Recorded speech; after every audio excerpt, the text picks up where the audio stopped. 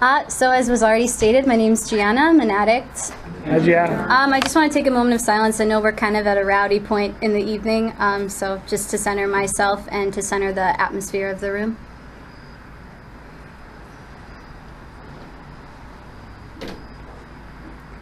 All right.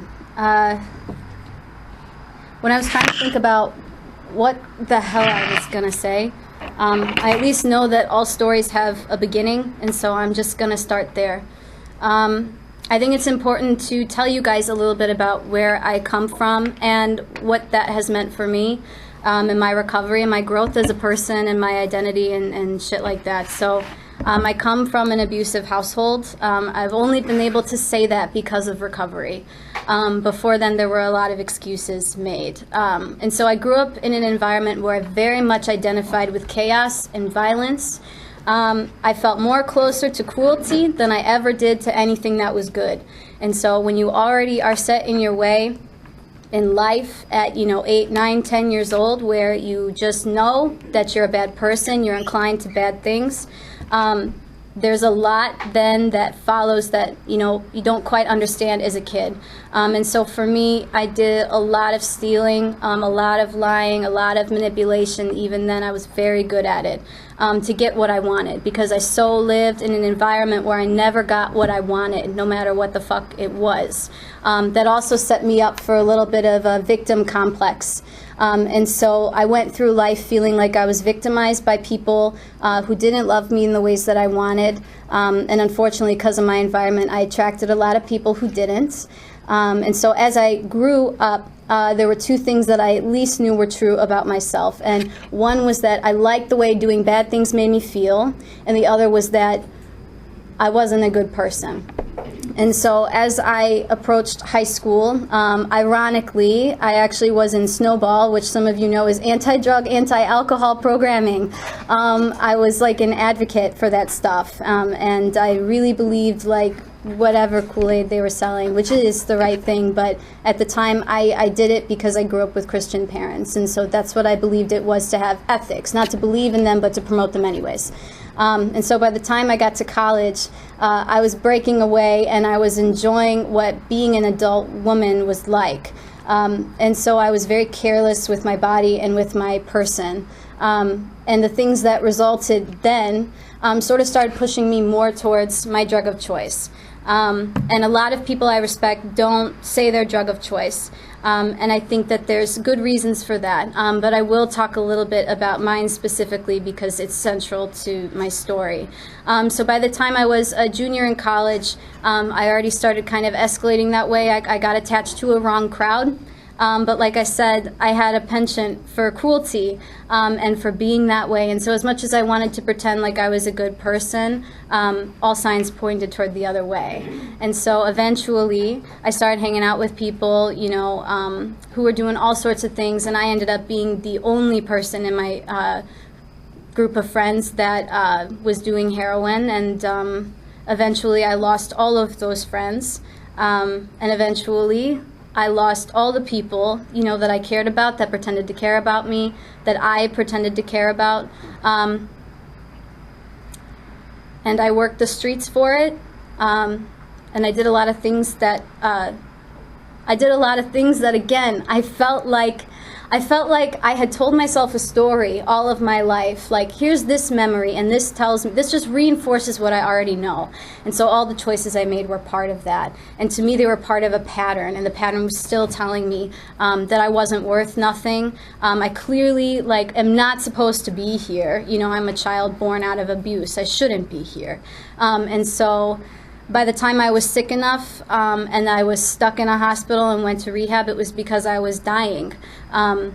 So the first time that I, actually kind of went to rehab seriously, I wasn't there because I wanted it. I was there because my mother was crying and I was very sick.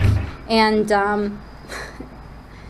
so I was scared. I was terrified. And I said to myself, I'm just going to do my 30 days and I'm going to get the fuck out of here, because I have no intention of going back to a life that I don't want. And in my mind, I had made it up that this is the life I wanted because that's the life I deserve, and that's the life that I'm worth. And I feel comfortable with that. I feel comfortable with the chaos, and I feel comfortable with the violence. I felt like I was truly in my element when I was in that world. And so I actually ended up at Timberline Knolls in Lamont, and I stayed there for 3 months inpatient. Then I moved to outpatient for 2 months. And over the course of time there, I learned a lot of things, but most of all what I learned was that I don't know myself. And the things that I thought that I knew about myself, I really didn't know at all. And just because I came from a house that was violent and was cruel doesn't mean that I'm destined to repeat the same mistakes. And in fact, you know, through many conversations with my mother, that's all she ever wanted for me, was to not repeat these same mistakes and not end up in the same situation that she ended up in. And so when I came to the program after treatment, I was really scared and terrified of what, you know, people were going to think of me. I wasn't very good at talking to people. I wasn't very good at calling people, still not, but at least I try. But one of the major things that sort of started helping me break through was the love of the group. And I know that sounds like a cliche, but for me it was the difference between my going back out and staying here. I had a lot of relapse scares, a lot. And I'm not ashamed to tell that to you, because I don't think it's reasonable to ask those of us who come here and all we know is this thing, all we're good at is this thing, and then we're supposed to forget about it. It's really difficult. It was so difficult for me. It was the difference between, to me, choosing who I really was and then asking me to be something that I'm not. And I thought that the person that I was belonged on the street. I thought the person that I was belonged in that environment. And so it was through meeting, you know, like the people sitting next to me and other people that I know here, like, that I actually, over time, over the course of a couple months, people showed me that I didn't have to be that way. And that, in fact, these things that I thought about myself couldn't be true, because I had generosity in my heart and I was willing, you know, to, like, gaze my eyes towards heaven. You know, I was trying to, like, look at things that were good, and I was trying to be good in a way that was reasonable and healthy, not to people please, but just through love I was given that. And so, you know, fast forward to maybe halfway through my recovery, I had a really bad relapse scare, and it was mostly because I couldn't accept the fact that I was here and that I had this chance at life, and did I even want to fucking live? And did I even want to be the kind of person that, you know, grew to be existing within love? And I was really lucky that I had the people around me that I did. And I really stressed that, because I didn't have a friend group. I just had a phone list. And so even though these people didn't know me, they offered me advice. They offered me their heart. They offered me love that I was never really familiar with my whole life. And that is powerful. Like, love is the most powerful changing force to me. That is the higher power that I choose to believe in, because it changed me. It was a difference for me. It was a difference for me between going out again and dying and staying here and maybe having, you know, one shot at seeing that I could be a better person, and that my whole life could actually be everything I dreamed of. Like, I always had this, like, daydream that I was going to be this, like, really healthy woman living in this beach house by the sea, like a stone's throw away from the sea. And every morning that I could walk down the stone path, and then I would be there, and somebody I loved would be there with me, and I'd have a cat and all this stuff. And, you know, it's funny. That's pretty much like the only thing besides the other shit that I care about, which is maybe like 2 other things that actually gets me through. When I really feel like I fucked up, or I'm not going anywhere, or I'm worthless, or I'm, you know, helpless or hopeless or hapless, like, that daydream is what I can look forward to, because it's possible now for me, because I'm not out there. And because I'm in here trying to salvage what, you know, I have left of my life. And, you know, now that I have over a year clean, it's been really crazy to start doing some of the work where you look back at those things that happened and you try to work through them again and look at them from a different perspective.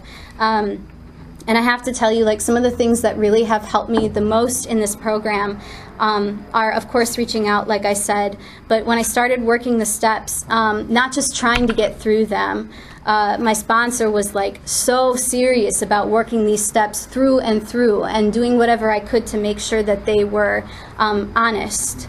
Because I have a huge problem with honesty, and I'm a fucking runner. I want to run away from anything that's difficult, and I often do. So in order to avoid that, I had to sit down for hours and look at this thing that I really did not want to ever look at ever again. You know, I'm so tempted always to forget what has happened because it's easier for me.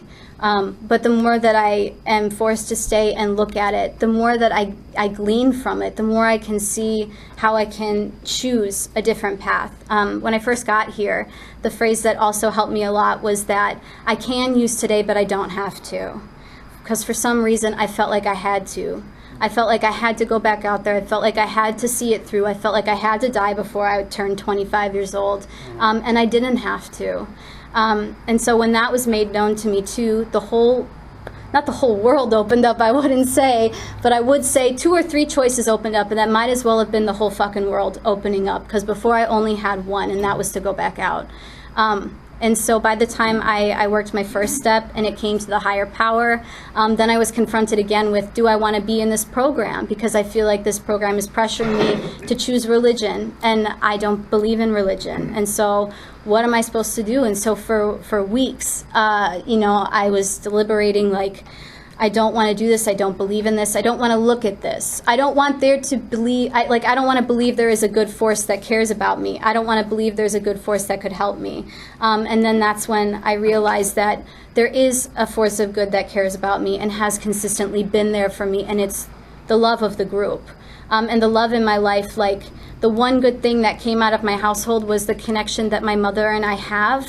And she's the one, like, good thing in my life that I can always rely on. And so I get to look at that love and look at the love of the group and look at the love of other people in my life and lean on that when things seem hopeless. And so, like, if there is, also anything that I would say, it's just that, we really do get to make this program personal for us. And so nobody can tell you, exactly what you are supposed to believe in, especially when it comes to the higher power. There's freedom here. There's choice here. And it's like that for a reason. And it's so that we get to personalize it to what we believe in and to our spiritual needs, especially. Because I'm sure most of us are used to not getting those needs met. And now we have a chance to do that through the program with our sponsor and on all of that. And I'm not going to spit the same cliches that you guys hear every time you come to a meeting, but, I will tell you that, like, the relationship I have with my sponsor as well, she wasn't angry at me for trying to relapse. She wasn't angry at me for even thinking about going back out there. She's always been patient and kind with me, even when I don't call her for a week, and that's really pushing it. Like, she's still there. And again, that's something that I'm sure a lot of us don't have the pleasure of understanding or experiencing, is that someone is there. They're not going to go. They're not going to leave, no matter how much you try. And I tried to push her away. And so I guess finally, like, at this point in my recovery, I'm trying to, work through some of the stuff that went on during my active addiction.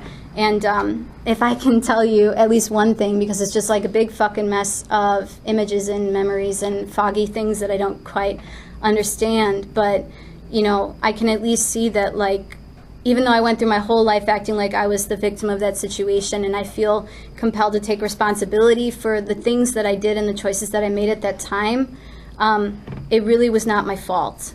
And that's hard for me to say. It wasn't my fault that I did those things.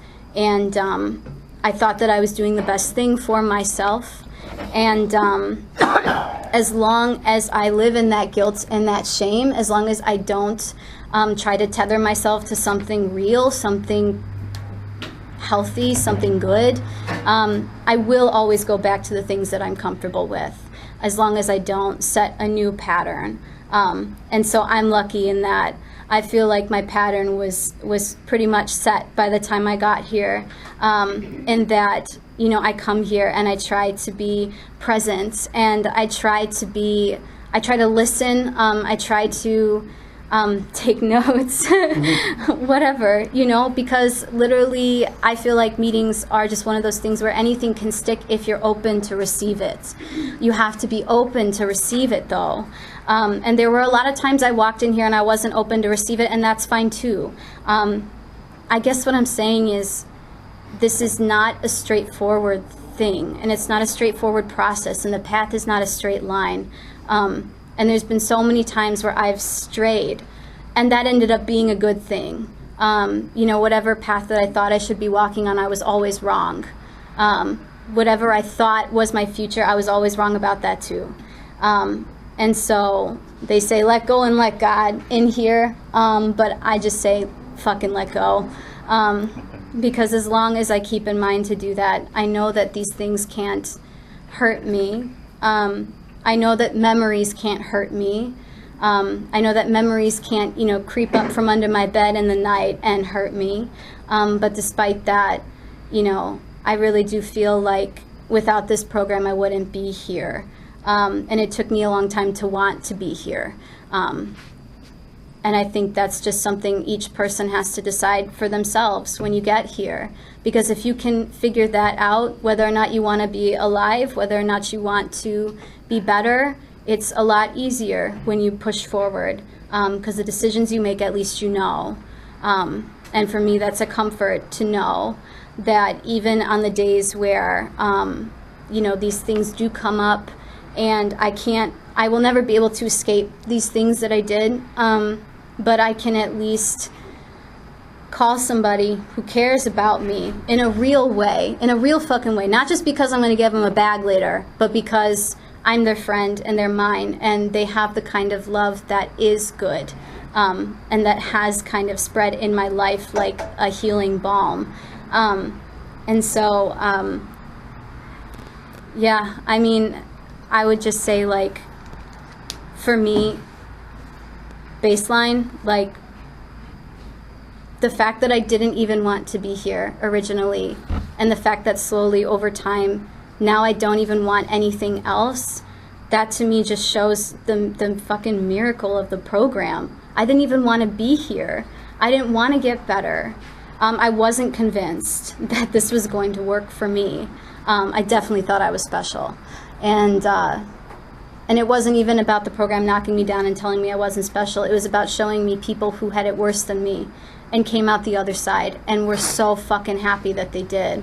And I'm just really grateful. I'm really grateful that all of you came out tonight. I know it's so hot in here, so God bless you for paying attention. Like, I would be totally snoozing. So I really appreciate you guys listening and just being respectful and kind that way. And it's really kind of weird for me to be sitting here because, again, when you really don't think you're going to live past a certain age, it's strange to reach that age and then be present in it and to not still want to die. It's really, really something else. It's a gift, and it's a gift that was given to me by this program. So, I think I'll just stop there. Thanks.